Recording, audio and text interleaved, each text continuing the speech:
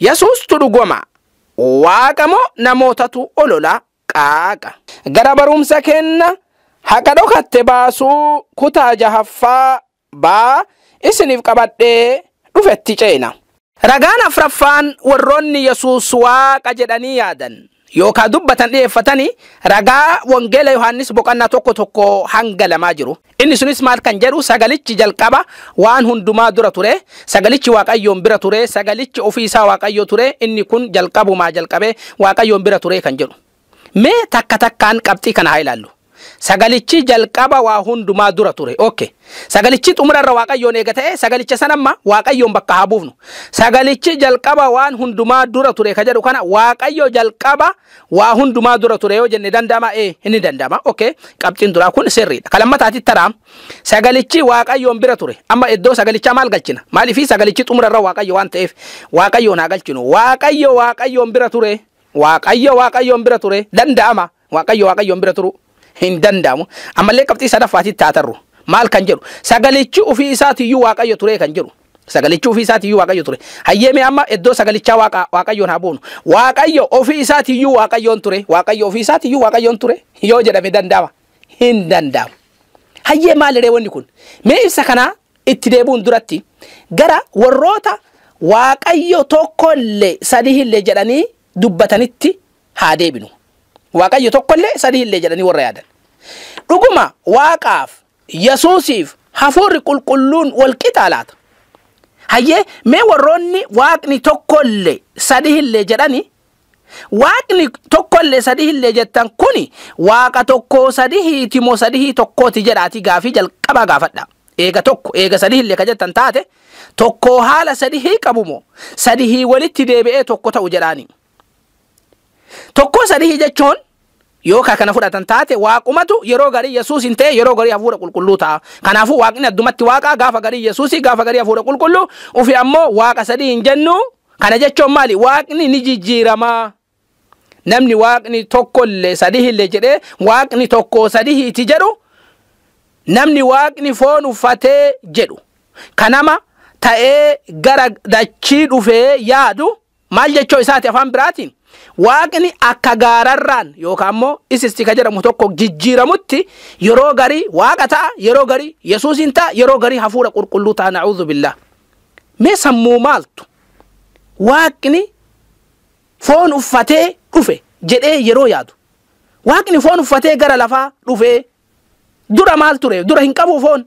Hayyee yoo uffatu san maal ta'uuf uffate? Jijjiiratuufi namatti fakkaatuufi ni jijjiirama jechoodha. Gaafa duraanii yoo waaqa ture gaafa lammataa yoo nama ta'ee ka dhufu taate hin jijjiirame jecho. Hin saalfatan malee waaqni akka yookaan ammallee uumaan takka halluu diimaa bira ogeettu diimaa, gurraacha bira ogeettu gurraacha, adii bira ogeettu adii gaafa nama bira dhufu nama ta'a. Gaafa waa ufdee ol deebu waaqa ta'a. Gaafa garii hafuura qulqulluu ta'a. Kanaafuu maal jechoodhame? Dubbii maal fakkaata adeemsi kun? Waaqni ni jijjiirama jechoo. Lakki isa kanaa miti waaqni hin jijjiiramu. Hayyee maaliree sadii tokkooti? Sadii tokkootidha. Yoo akkanatti amma waaqni asii achi hin jijjiiramu akkamitti waaqa gaararratti fakkeessina? Gaafa garii Yesuus ta'ee gaafa garii waaqa ta'ee gaafa garii hafuura qulqulluu ta'a jechoo miti. Asii achi jijjiirama jechoo miti. Kun sirrii miti. Kamtu sirriiree? Sadii tokkooti jedha. Sadii tokkoo jechuun akkam? Waaqa pilaas Yesuus pilaas hafuura qulqulluu. Waaqa edaasaa Yesuusii edaasaa hafuura qulqulluu ikkuli honaal wal qixa ta'a waaqa jechoodha. Waaqni sadii walitti deebi'ee waaqa tokko ta'a jechoodha moo? Akkuma hydrogen plus oxygen qixani ta'a water. Kanaafuu waaqaa fi Yesuusii fi hafuura qulqulluun walitti eda'amanii waaqa ta'anii akkana jechoodha. Gaafa waan akkanaa ka ta'u taate hydrogeniif oxygeniin bishaan kenna. Garuutuu hydrogeniin tokko keessaa yoo dhabame hydrogen plus oxygeniin bishaan ta'uu hin danda'u. Waaqni ofitti yoo waaqa hin taane gaafa Yesuus hin jirre waaqni hin jiru jechuudha. Gaafa hafuurri qulqulluun hin jirre waaqni hin jiru jechuudha. Gaafa Yesuus garaa Mariyaamii keessa ture Yesuus hin turre eega dhalatee Yesuus jedhamee argame. Gaafa san eessa ture waaqni? Yoo addatti waaqa kan taane. Kanaafuu sadii tokko jechuutti akka nama foormulaa eegana hydrogenii lamaanii fi bishaan oxygenii walitti daballee bishaan uumnutti waaqni uumama jedhee warra yaadu.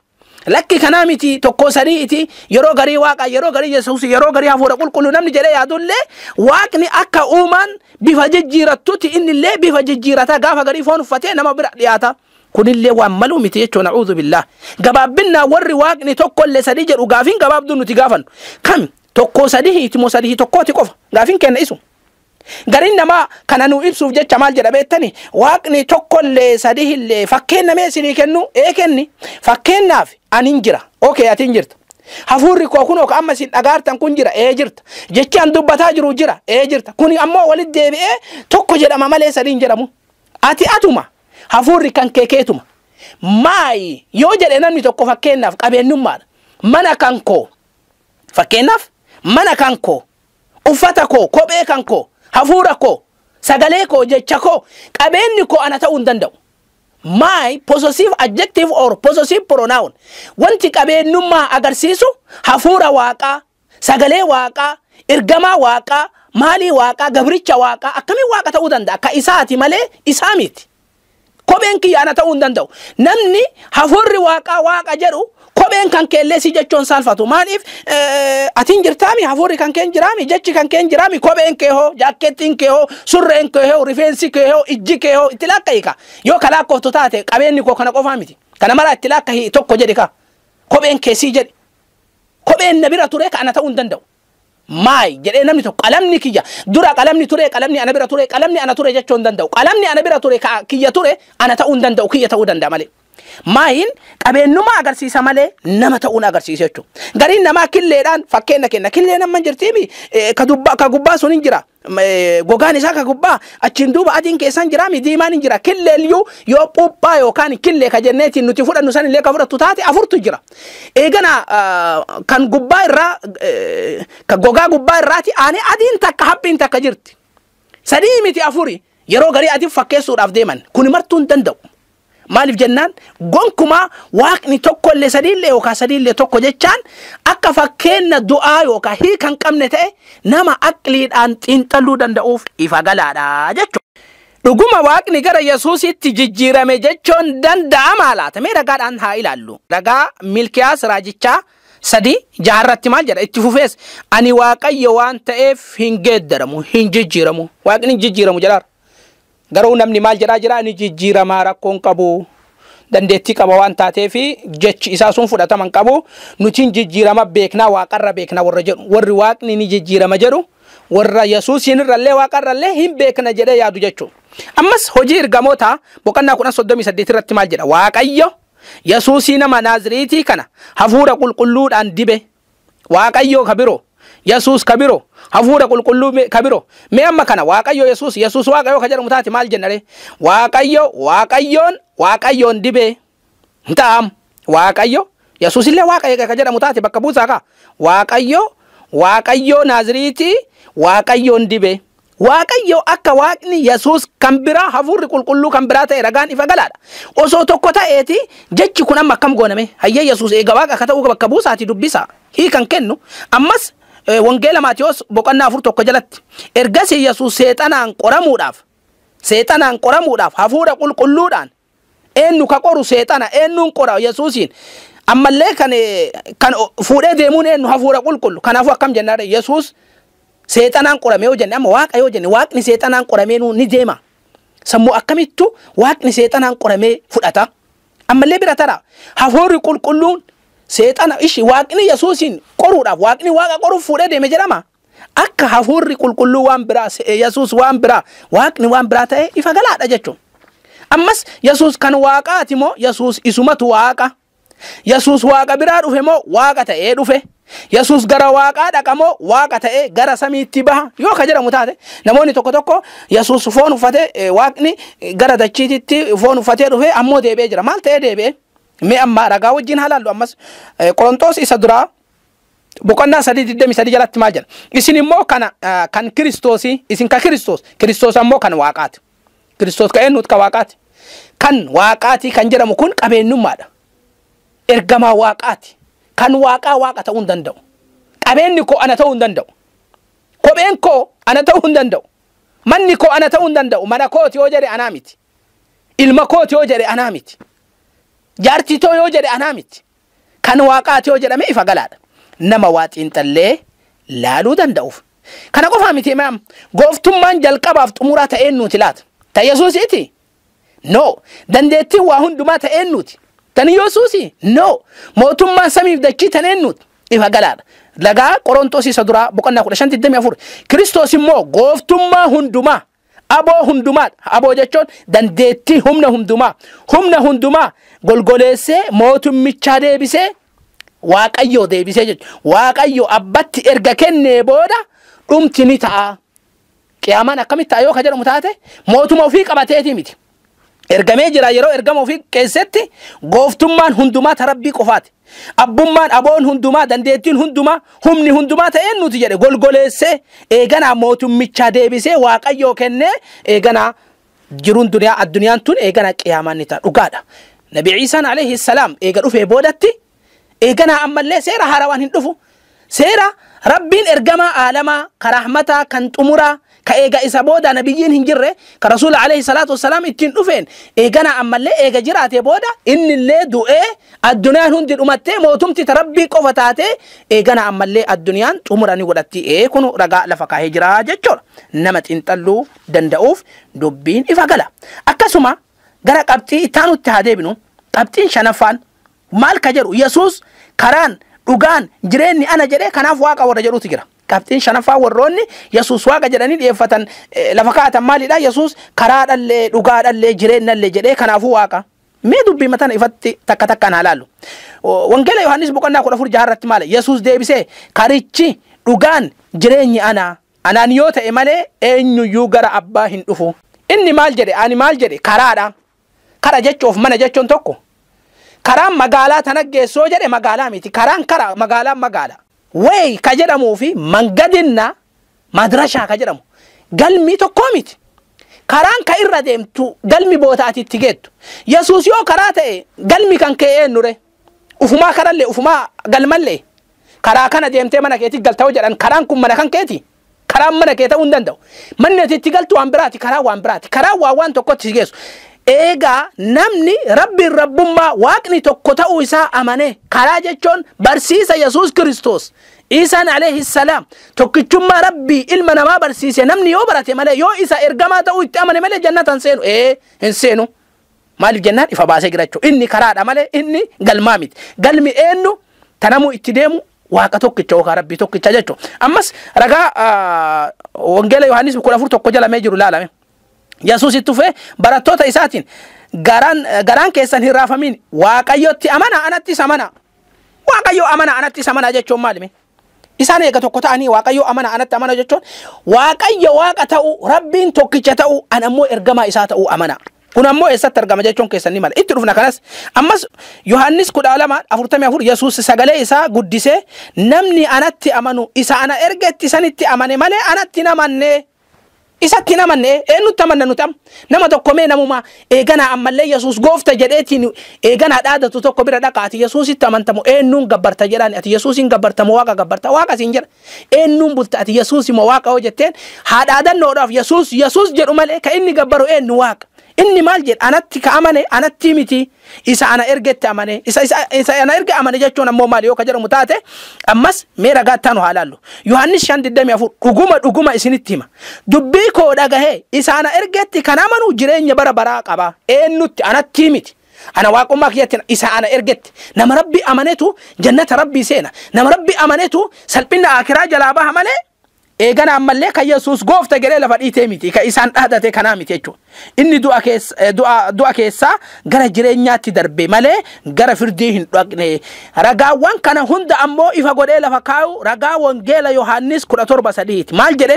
Waaqayyo isa tokkicha isa dhugaa Yesuus Kiristoos isa ati ergite beekutu jireenya bara bara namni jiruu bara bara jiruu abadi jiruu dhuma hin qabne jiraatu barbaadu dubbi matanni lamaan maal jechoodha waaqni tokko jecho akkasuma ammallee Yesuus Kiristoos yookaan Iisaan alayhi salaam rabbitu ergate jechu kana jechuun maalidha rabbiin ragummaa tokkummaa isaa ragaa bahee namni Yesuus Kiristoos ergama jedhe jiruu bara baraa jiraata islaamummaan kanatti nama waamte namni ashhadu an laa ilaaha illa Allah wa ashhadu anna muhammadun rasulullah jedhe wa ashhadu anna Iisa abdullahi wa rasuluhu jedhe namni rabbiin haqaan gabbaramaa rabbi malee hin jiru Muhammad ergamaa isaati Iisaan ergamaa isaati jedheetiin amane jiruu bara baraa jiraata.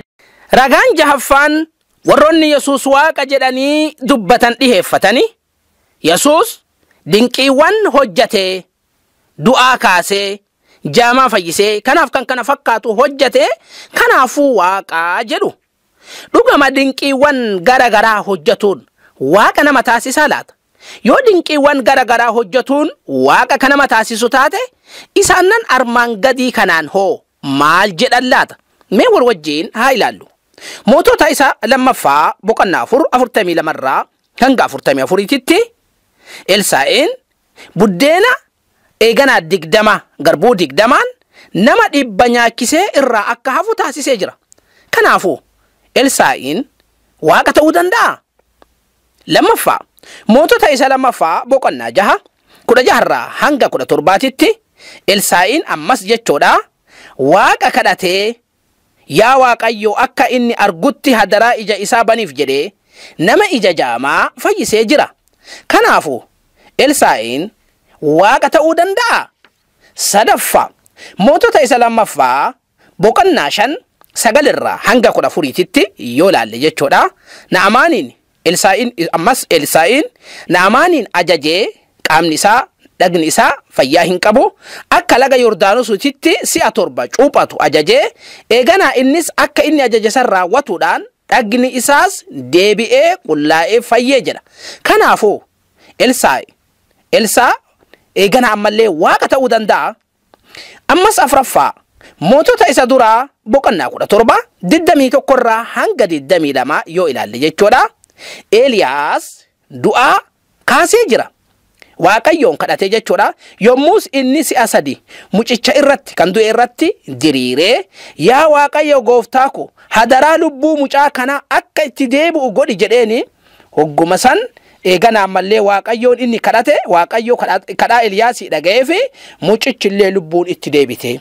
Kanaafuu Eeliyaas waaqa ta'uu danda'a. Wanti namni kamuu beekuu qabu dinqii hojjatuun Waaqayyo kana nama taasisu taate isaanan kunniinis waaqa ta'uu danda'an. Inni lammataa dinqiiwwanii fi milikkita Yesuus hojjate. Yesuustu dandeettii isaatiin hojjate moo dandeettii waaqaatiin hojjate moo ammas maaliif hojjate kan jedhu gaafii namni kamuu deebisuu qabu. Mee ammas ragaa kanniin wal wajjin haa ilaallu. Hojii ergamootaa boqonnaa 2 22 irratti maal jedha? Isin yaa warra Israa'el dubbii kana dhaggeeffadha. Waaqayyo harka Yesuusii nama Naaziriitii kanaan Waaqayyo eenyu harka Yesuusii Waaqayyo harka Yesuusii nama Naaziriitii kanaan hojii aangoo isaa dinqiidhaa fi milikkita garagaraa kan isaan beektani isin gidduutti hojjechuun isaatiin fudhatama isaa godhee jira. Akka Yesuus eeganaa ilma namaa biratti fudhatama argatuufi Waaqayyotu dinqiiwwan hojjate malee Yesuus dandeettii ufiitiin humna ufiitiin wanni inni hojjate tokkollee hin jiru. Ammas mee Luqaas boqonnaa 11 irratti haa ilaallu. Ani garuu humna Waaqayyootiin hafuurota hamootaa kan baasu erga ta'e eenyuun ani garuu humna kiyyaan hin jenne ani garuu humna Waaqayyootiin jedhe osoo dandeettii kiyyaan jedheeti dhugaadha dandeettii qaba jenna. Yesuus dandeettii wanta akka hojjetu hin qabu. Dandeettii eenyu malee Waaqayyoo malee fedhii Rabbii malee jechuudha. Kanaaf ammas Yesuus dinqiiwwanii fi milikkita maaf hojjate namoonni hedduun kana wallaalaniiti. Eeganaa Yesuus dinqiiwwanii fi milikkita wanti inni hojjateef eeganaa wangeela Yohaannis 11:41 irraa hanga 43tti yoo dubbisne ni arganna.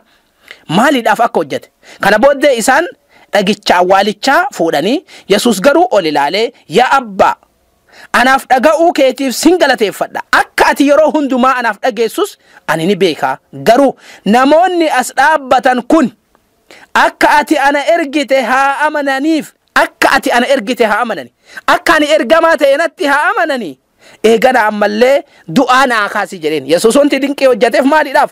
Akka ati na ergite haa amananii, akka ani ergamaa ta'e ragaa naa haa bahanii jedheetiin dinqiiwwan hojjate malee waaqummaa ofii, dandeettii ofii, rabbummaa ofii mul'isuudhaaf hin hojjanne jechuudha. Akkasuma warroonni namoonni dinqiiwwanii fi milikkita Yesuus hojjate arganillee Yesuusiin ati waaqa ilma waaqaatiin jenne maal jedhaniin beektu? Mee ammas walii wajjin haa ilaallu. Luqaas boqonnaa 7:15 irraa hanga 16tti eegana achumaan inni du'ee ture sun ol jedhee taa'ee dubbachuus jalqabee Yesuus akkasitti haadha isaatii fi isa deebisee hundumtuu isaanii naa'anii raajiin eenyu jechuun nabiyyiin guddaan nu keessaan ka'eeraa jedhan. Warroonni dinqiiwwan Yesuus hojjate milikkita Yesuus hojjate ati nabiyyiidha ati raajiidha jedhanii isaa ragan malee ati waaqayyoodha ati ilma waaqayyooti namni jedhe tokko hin jiru. Dubbiin sirrii nama bira jiru ka eegana waan abbichi hojjate argee nama ragetu sirri moo nama achi as dhufeetumaan fedhii ufiitii fi lubbuu ufii yookaan sammuu ufii irraa jechoota uumuudhaan ilma waaqa jedheetiin haasawutu sirriidha. Warroonni dinqii Yesuus hojjatu arganii raajiin jedhan. Raajiin jechuun Amaariffaadhaan nabiyyi profeeti jedhameetiin barreeffame jechuudha. Raajiin as biratti maali? Nabiyyiidha. Abbaan barbaade Amaariffarra laaluu danda'a, Ingiliffarra laaluu danda'a. Raajiin jechuun nabiyyiin guddaan nu keessa akka jedhanii uummanni raganiif. Ammas wangeela Yohaannis boqonnaa 14 jalatti ilaala. Namoonni sun milikkita Yesuus argisiise kana yommuu argan kuni dhuguma raajichaa jedhani, nabiyyichaa jedhanii ragaa baaniif. Kuni dhuguma raajicha, kuni dhuguma raaji jechuun nabiyyi jechuudha. Already Oromiffatti kan raajiidhaan hiikame malee Amaariffa irrattis, Ingiliffa irrattis, Baayibilii kamuu irratti kan lugaa biroo jechuudha. Profeet yookaan nabiyyi kan jedhuun kaafame jechuudha. Warroonni dinqii arganillee maal jedhanii ragaa isaa baani? Nabiyyi jedhanii ragaa isaa baani. Dhugaan jirtullee isii tana jechuudha. Qabxiin torbaffaan warroonni Yesuus waaqa jedhanii dubbatan dhiheeffatanii Yesuus waan abbaa hin qabneef waaqa jedhu. Dhugama Yesuus waan abbaa hin qabneef waaqa ta'uun isaa ni malaalaata. Abbaa dhabuun yoo waaqa kanama taasisu taate Aadam yookaan Addaam haadhaa fi abbaallee hin qabu waaqa ta'uu danda'a. Akkasuma Haawwaan yookaan Hiwaan abbaa malee haadha hin qabdu waaqa ta'uu dandeetti. Mee dhugamatti Yesuusii haadha irraa abbaa malee uumametu caalamu. Haawaa abbaa irraa haadha malee uumamtetu caalamu. Aadamii haadhaa fi abbaa malee uumametu irra caala. Yoo abbaa qabaatuu dhabuun yookaan haadha qabaatuu dhabuun waaqa kanama taasisu taate isaan sadiin kana keessa eenyutu waaqa ta'utti haqa godhata?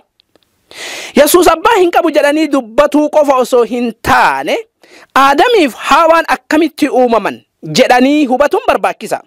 Namni yoo dinqisiifatuu barbaade Yesuus akkamitti abbaa malee uumame jedhanii dubbachuu qofa osoo hin taane Rabbiin haadha irraa Yesuusiin abbaa malee akkamitti uume jedhanii dandeettii waaqaa yookaan dandeettii Rabbii beekanii isa san gabbaruutu barbaachisaadha. Ammas Rabbiin waan tokko uumuuf maalitti hajamaa beekuun barbaachisa. Isa kanaaf Rabbiin deebii yoo kennu Qur'aana isaa keessatti suuraa Al-Imraan suuraa 3 ayata 59tti akkana jedha. Inna mathala Iisaa 'inda Allaahi kamathali Aadam. Dhugumatti fakkeenyi Iisaa Rabbiin biratti akka fakkeenya Aadamiiti. Khalaqahu min turaabin. Rabbiin Aadamiin, Nabi Aadamiin alayhi salaam yeroo uumu abbatti hin hajamne, takkii haadhatti, haati jiraatutti hin hajamne. Akkamitti Rabbii isa uume yookaan isa argamsiise? Thumma qaala lahu kun fayakun. Ta'ima jedheeni Rabbi, argami jedheeni Rabbi, ajaja Rabbii kanaan eeganaa fayakun innillee ni argame. Haadha qabaatuun, abbaa qabaatuun Rabbiin waan tokko taasisutti hin hajamu jechuudha. Akkasuma suuraa Yaasin suuraa 36 ayata 82 irratti Rabbiin maal jedha? Innamaa amruhu idhaa araada shay'an an yaquula lahu kun fayakun. Dalaggaan Allahaa yookaan dalaggaan Rabbii idhaa araada shay'an waan takka taasisuu yookaan uumutti yoo barbaade an yaquula lahu waan saniin jechoodha waan uumuu barbaade yookaan waan taasisuu barbaade saniin kun jechoodha ta'i jedhaani fayakuuni mataa abbaa malee uumuullee barbaade rabbi isatti hin jabaatu haadha malee illee uumuu gaafa barbaade rabbi isatti hin jabaatu eegana haadha malee abbaa irraallee abbaa malee haadha irraallee abbaaf haadha malee illee uumuu keessatti rabbiin wanti eegana isatti ulfaatu tokko hin jiru jedha. Qabxiin 8ffaan warroonni Yesuus waaqa jedhanii dubbatan dhiyeeffatanii Yesuus hafuura qulqulluun guutame kanaaf waaqa jennaa jedhu. Dhugama hafuura qulqulluun guutamuun waaqa ta'uu agarsiisa laata. Mee ragaawwan armaan gadii haa ilaallu. Wangeela Luqaas boqonnaa 1:13 irraa hanga 15 Zakariyaas Elsaabeetiin irraa Yohaannisiin argate. Yohaannis ammoo garaa haadhaa isaatii jalqabee hafuura qulqulluudhaan guutame. Kanaafuu Yohaannis waaqa ta'uu danda'a. Akkasuma hojii ergamootaa boqonnaa 6 irratti Istifaanos amantii isaatti nama jabaa ture. Akkasuma hafuura qulqulluun kan keessi isaa guutame ture jedha. Istifaanos waaqa ta'uu danda'a laata. Hafuurri qulqulluun namoota akkamiitiif kennama yookaan ammoo eenyu fa'atu qaba yoo kan jedhamu taate hojii ergamootaa boqonnaa 5:32 jalatti akkana jedha. Nu immoo dubbii kana hundumaafuu dhugaa baatuudha. Hafuurri qulqulluun inni waaqayyo warra isaaf abboomaniif kenne. Hafuurri qulqulluun waaqa miti beeka. Hafuurri qulqulluun waaqa warri jedhu hafuurri qulqulluun kennaa waaqayyo warra isaa abboomaniif kenne akkasuma dhugaani baa jedha. Kanaafuu hafuura qulqulluu qabaatuun waaqa naman taasisu jechuun. Yeroo ragaa akkanatti tartiibaan dhiheessinuufi warroonni haqa jallisuu baratan maal jedhan amma dubbiin siin galuu bar dhossaadha mistiraa siin jedhan. Maaliif jennaan akkati ragaadhaan mo'ataa jirtu waan beekaniif. Mistiraa mistirno laantee ay gabaahem barbee dubbiin dhossaadha yookaan iccitiidha namaa hin galuu jedhan. Yookaan ammoo maal jedhan yoo ati ragaa kakuu moofaa keessaa fidde kun seera Muuseeti. Kanaafuu kuni hin ta'uu siin jedhan. Gaafa kan ammoo maal goone yookaan jedhamu taate eegana ragaa armaan gadiitti dhiyeeffanna. Maatiyos boqonnaa 10:26 jalatti Yesuus maal jedhe waan haguungame hin jiru hundinuu mul'ifamaadha jedhe. Wanti mistira jedhamu wanti mistirno dhossaadha icciti jedhamu Baayibilii keessa hin jiru jedhe. Akkasuma ammallee seera Muuseeti yoo ka jedhan taate wangeela Maatiyos 5:17 jalatti maal jedha Yesuus ani kan dhufee fi seera barsiisota raajota yookaan nabiyyoota diiguuf miti. Seera Muusee diiguuf hin dhufne isa san raawwachuu dhufe. Kanaafuu seerri Muusee Yesuus illee ni ta'a jechuudha.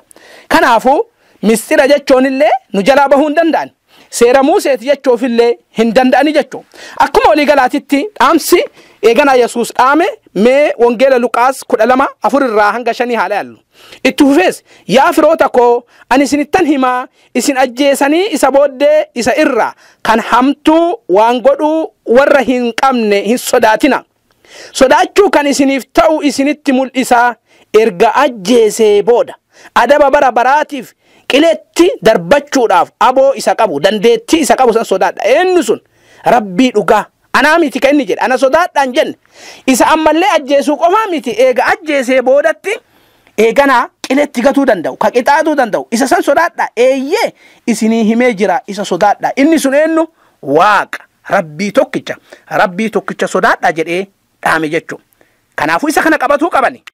Dhaamsi waliigalaa warroota Yesuus waaqa jedhanii yaadan yookaan dubbataniif dhaamuu barbaadu akka armaan gaditti dhiyaata. Dhaamsi kiyyas dhaamsuma Rabbiin Qur'aana isaa keessatti dubbate ta'a. Dhaamsi jalqabaa dhaamsa suuraa Maa'idaa suuraa 5ffaa ayata 73 jalatti argamu. Sunis laqad kafara alladhiina qaaluu inna Allaha thalithu thalatha. Isaan Rabbiin sadaffaa sadiiniiti jedhan dhugumatti kafaranii jiru jedha Rabbi. Wamaa min ilaahin illaa ilaahu waahid. Gabbaramaan tokkicha malee haqaan gabbaramaan biraa hin jiru. Kasobaan yookaan kijibaan gabbaramu jiraatuun ni mala. Wa in lam yantahu amma yaquuluuna yoo waan jedhan kana Rabbiin sadaffaa sadiiniitii irraa hin dhorgamne taate la yamassanna alladhiina kafaruu minhum adhaabun aliim. Wallaahi ni tuqa isaanna warra kafaran san isaan irraa adhaabni laalessaa ta'e jedha Rabbi.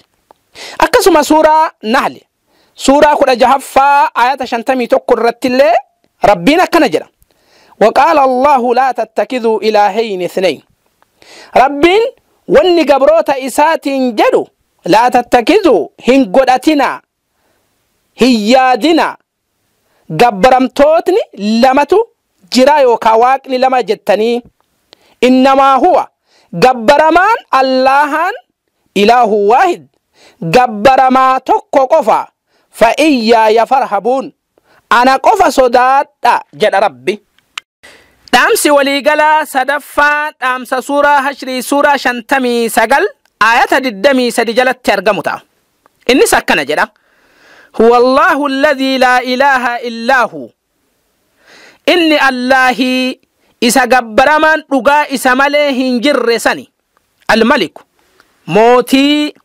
القدوس قل كلها وان هرؤوت هند إرى قل كلها السلام نقهبها كنت هر إن إرى يوكا السلام نقهنا ما قد نقه أرجو ما كنت المؤمن قبران ساتي نقه كنا كنت عذاب إرى نقهبه يوكا المؤمن كان إرقاموت إسا معجزة كنه في سنين إسان رقوم سكتي المهيمن تكسا كنتي العزيز جبا هنجفتا هريا أبا كنتي الجبار تجبسا كنتي المتكبر قدا كنتي سبحان الله عما يشركون ربين قل كلاه وان مشركوني إسات واهلهم سنيوكا كندسن هند إرّا يادا قرآن كيست ربين دبتكنا يادا كاكومو فا إساياس راجيتشا بقنا فرتمي أفر سدت كيس جرو يو البرق أمنه